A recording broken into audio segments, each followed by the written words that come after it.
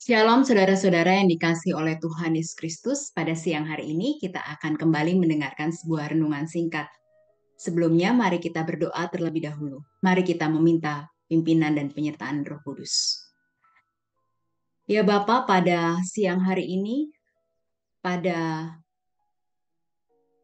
saat ini kami memohon ketika kami akan kembali membaca bagian kisah dari kesengsaraan dan juga kebangkitan Tuhan Yesus. Kiranya kami pun pada minggu-minggu Paskah ini boleh dapat semakin memahami, mengerti akan kisah yang Engkau alami demi keselamatan umat manusia di dunia ini. Dan kiranya pada saat ini, ketika kami akan memahami bagian dari peranan perempuan-perempuan yang ada di sekitarmu, di dalam kesengsaraan dan kebangkitanmu, kiranya Tuhan juga yang memampukan kami, menolong kami, supaya kami pun juga boleh semakin jelas atas peranan mereka di dalam kehidupan Engkau Tuhan. Di dalam nama Tuhan Yesus Kristus kami menaikkan doa ini. Amin. Saudara-saudara sekalian, selamat siang semuanya. Pada saat ini kita memiliki tema Maria, Ibu Yesus berduka cita. Di dalam seri perempuan dalam peristiwa penyaliban dan kebangkitan Yesus.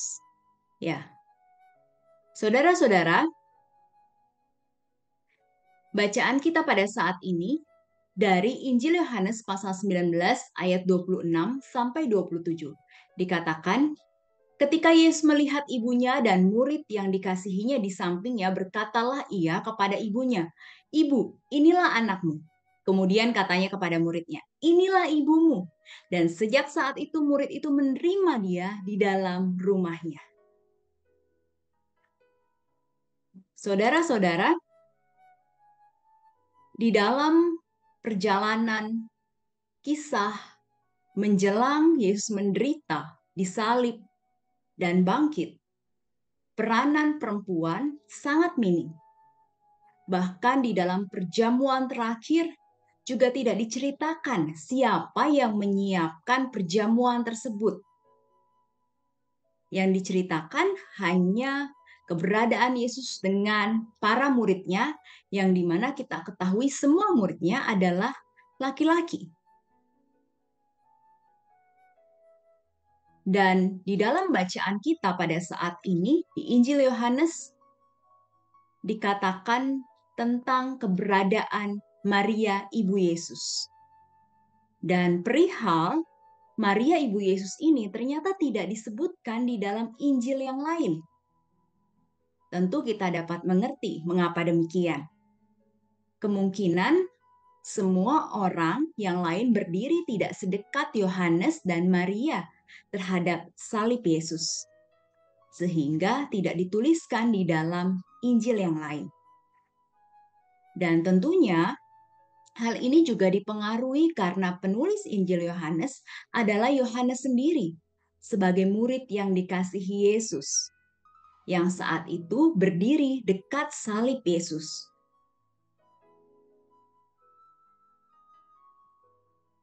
Dan saudara-saudara, karena mereka berdiri dekat salib Yesus, maka mereka dapat mendengar apa yang menjadi pesan Yesus yang terakhir bagi Maria dan juga murid yang dikasihi, yang dimana banyak penafsiran menunjukkan kepada Yohanes. Lalu, di mana Maria Ibu Yesus ketika Yesus bangkit? Di dalam Kisah Para Rasul pasal 1 ayat 12 sampai 14 dikatakan demikian. Maka kembalilah rasul-rasul itu ke Yerusalem dari bukit yang disebut Bukit Zaitun, yang hanya seperjalanan sabat jauhnya dari Yerusalem. Setelah mereka tiba di kota, naiklah mereka ke ruang atas tempat mereka menumpang. Mereka itu ialah Petrus dan Yohanes, Yakobus dan Andreas, Filipus dan Thomas, Bartolomeus dan Matius, Yakobus bin Alfeus, dan Simon orang Zelot, dan Yudas bin Yakobus. Mereka semua bertekun dengan sehati dalam doa bersama-sama dengan beberapa perempuan serta Maria ibu Yesus dan dengan saudara-saudara Yesus.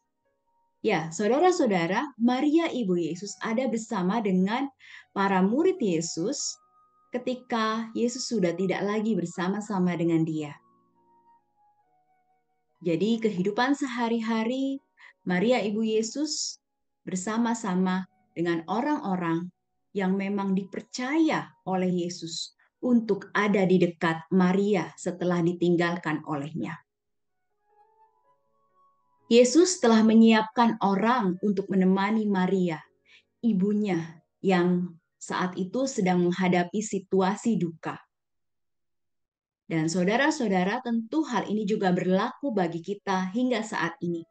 Yesus selalu menyiapkan hal yang sama bagi kita pada saat ini dan masa mendatang. Ketika kita sedang kesulitan, ketika kita sedang berduka cita, ketika kita sedang sedih, Yesus menyiapkan seseorang untuk dapat menghibur kita, untuk dapat menemani kita. Dan supaya kita mengetahui orang-orang tersebut, bertanyalah kepada Tuhan Yesus, siapakah mereka? Maka Yesus pun juga akan menunjukkan orang-orang yang tepat yang akan menemani kita di saat-saat yang sulit. Kiranya hal ini pun juga boleh terus kita pegang sebagai janji Tuhan di dalam hidup kita seumur hidup kita.